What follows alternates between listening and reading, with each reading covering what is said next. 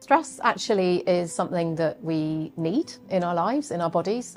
It's our body's way of responding to different demands, and it's how our body mobilises energy to cope with those demands. But stress itself is when we believe actually that there's something coming towards us, whether it's real or imagined, that we can't cope with, and therefore we start to feel stress. Stress for me, is a form of fatigue.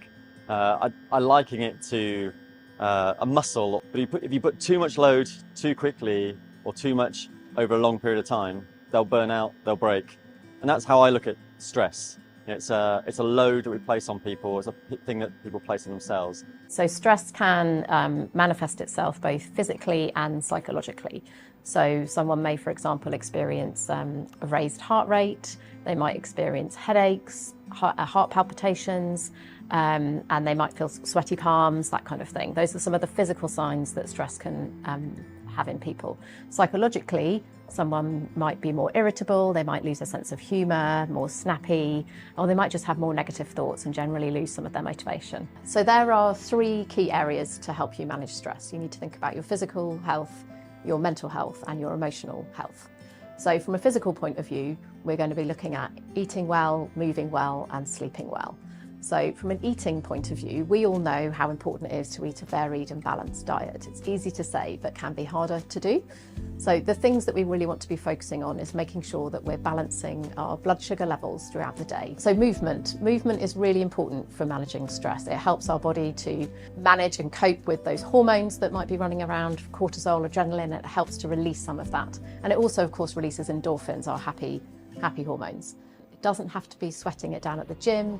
It could just be a 20-minute brisk walk. The third one is sleep.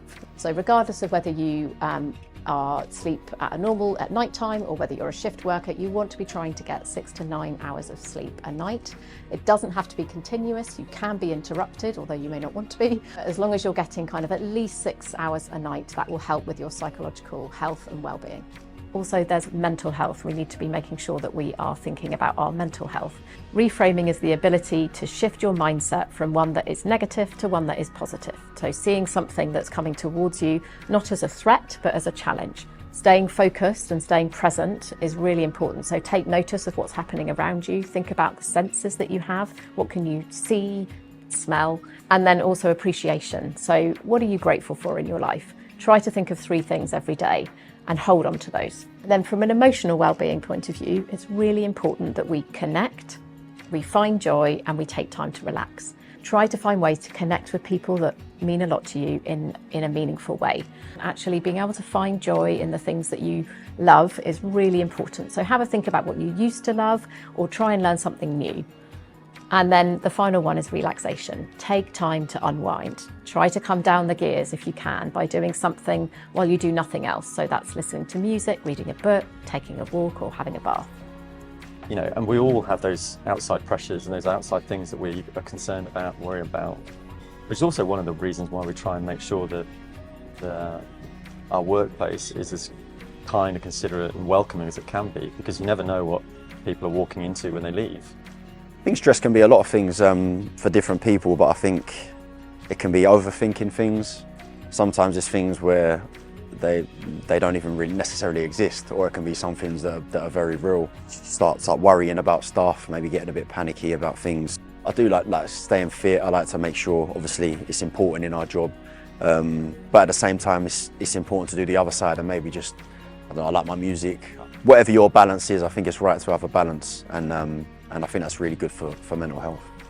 And then I think as a captain, it's just trying to be a good example, really, and a good role model to the rest of the team. People who can be aware enough to know that they need support and can reach out and ask for help is a strength, and being able to manage your stress is absolutely vital in today's environment.